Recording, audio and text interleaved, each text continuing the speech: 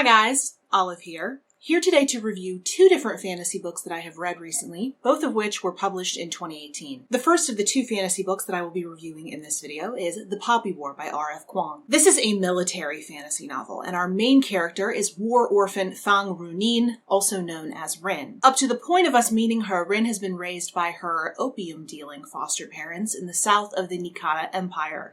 Her foster parents have plans to marry her off, both to serve their own purposes and to get her out of their hair finally, but Rin has other plans for herself. She is a sharp and determined kid, and she dedicates herself to studying for the notoriously difficult entrance exam to Nikata's military academy. Obviously, we would not have much of a story if Rin was not admitted, so as you can guess, she is successful in her quest to attend Sinagard. I should say right away that this book feels like a trilogy mashed all into one book. Rin's early life and her time at Sinagard feel completely different in pace and tone to the rest of the book. As you can imagine, the first section of this book feels very much like a campus novel as Rin progresses through her studies of martial arts, military strategy, and war history.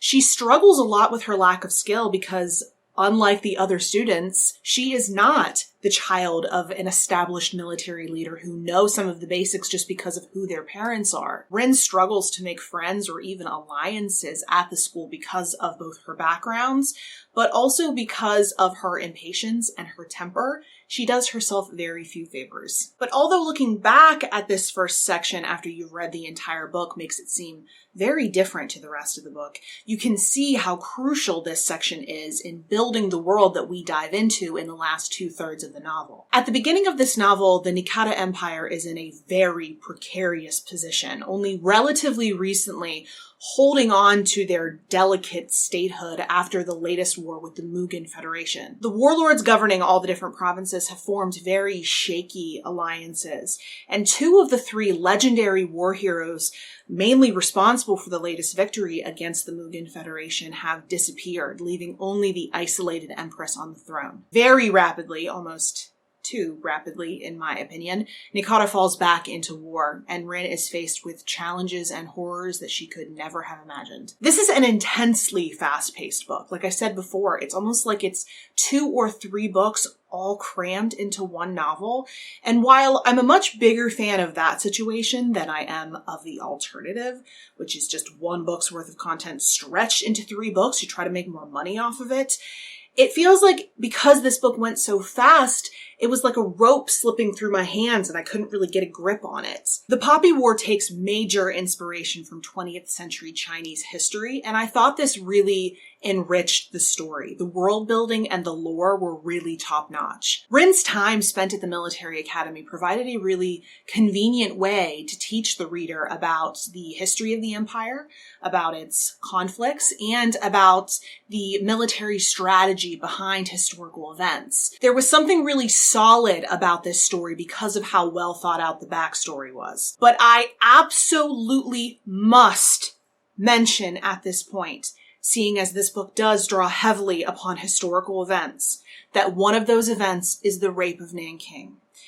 I urge you not to look that up if you are not prepared for something really upsetting, but suffice it to say that this was a genocide in the very recent past that is not frequently discussed. The section of this book that is reminiscent of that tragedy was the single most brutal thing I have ever read.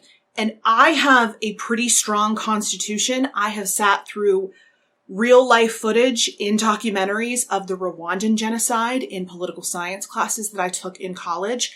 And still during this passage, I felt, no hyperbole, on the verge of vomiting. That being said, I didn't think that this section of the book was necessarily gratuitous. I do think it painted the real dangers of seeing a different group of people as less than human. And I think it draws attention to an event from which we all need to heed warning. But I can pretty much guarantee you that when you read it, it will be too much for you. That is not meant to issue a challenge. That is meant to prepare you. The rest of this book is really hard to deal with after that, not because of the shock of the event, although it definitely had an impact, but because the reactions of all the characters and the way they handle themselves through the rest of the book show that the characters are the weakest element of this story. I felt that Rin showed very little to absolutely no positive personal growth throughout the story. Instead, by the end of the book, she had morphed into something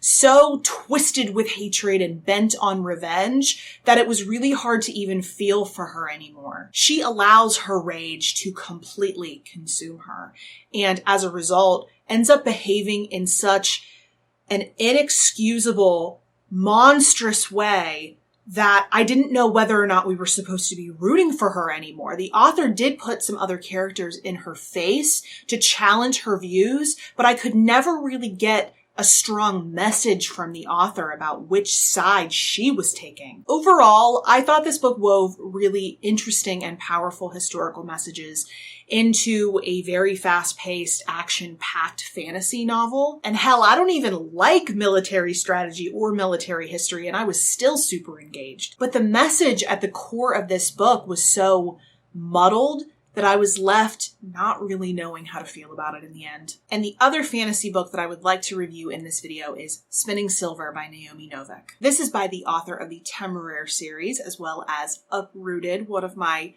very favorite books. When it was announced that Naomi Novik was due to release another book in the vein of Uprooted, meaning that it's partly inspired by her own family history, but also doubles as a take on a fairy tale, I could not have possibly pre-ordered this faster than I did. Where Uprooted gets its bones from the Beauty and the Beast fairy tale, Spinning Silver pulls elements from the classic fairy tale of Rumpelstiltskin. This tale has it that a miller's daughter has the capability of spinning straw into gold. The king, upon hearing this, challenges her, upon threat of death, to spin more and more gold for him. The king keeps issuing the miller's daughter increasingly difficult tasks to complete, and he says that if she completes them all, he will make her his queen. But in order to complete the nearly impossible final task, the miller's daughter calls upon a mysterious little man to help her, but only if she gives him her firstborn child once she is queen. They strike a bargain. She succeeds in her task and becomes queen. But when it comes time to pay the price with her firstborn child, she is desperate to strike another bargain with the little man so she can keep her child. He says the only way she can keep her baby is if she guesses his own name in 3 days' time. She outwits him by showing up at his house when he is not expecting her there, and she overhears him saying his own name when he is boasting about how clever he is. Naomi Novik plucks a lot of these elements for Spinning Silver. Our first main character is the daughter of an incompetent moneylender, a young Jewish girl named Miriam. When she becomes old enough, she takes over for her father, becomes a moneylender herself, and starts running a lucrative business. But by doing so, she attracts the attention of the money-hungry, magical king of the winter people, the Static. The Static are much feared by the people of the sunlit world. They claim all the white animals and plant life of the forest. They regularly raid the villages to get what they want, and they are bringing longer and longer winters to the land. Their king starts to bring increasing quantities of magical silver from their wintry world to Miriam, challenging her to turn it into gold. He says if she does so, he will make her his queen. Then, shortly into the novel, we meet another young woman destined to become a queen. Irina is the unremarkable daughter of a duke who, due to some lingering magic in her blood, becomes transfixing when Static Silver touches her. I thought the first part of this book was very promising, and then it progressively got weaker and weaker for one main reason. We kept getting introduced to new point of view characters. I will admit that I have never read any of the books in the Song of Ice and Fire series by George R.R. Martin. But I do know how he handles all the different point of view characters. I know that George R.R. Martin gives each point of view character their own chapter where you're just hearing from them. And I know that at the beginning of each of these chapters, he clearly marks the character's name so you know exactly who you're hearing from. Naomi Novik could have and should have taken a page out of his book. In Spinning Silver, we cycle through character perspectives at a breakneck speed, sometimes 2 or 3 in one chapter with nothing more than a tiny little icon indicating a narrative shift. Because there were so many characters that we were hearing from, and because Novik, even late into the story, is introducing new point of view characters, often characters who we've met before but never yet heard from, you sometimes don't know who the hell is talking until 2 or 3 paragraphs in. There was at least one instance when I was reading this book where I was reading a section thinking that it was one character until halfway through I realized it was a very different character, and I had to go back and reread the entire section with that change in mind.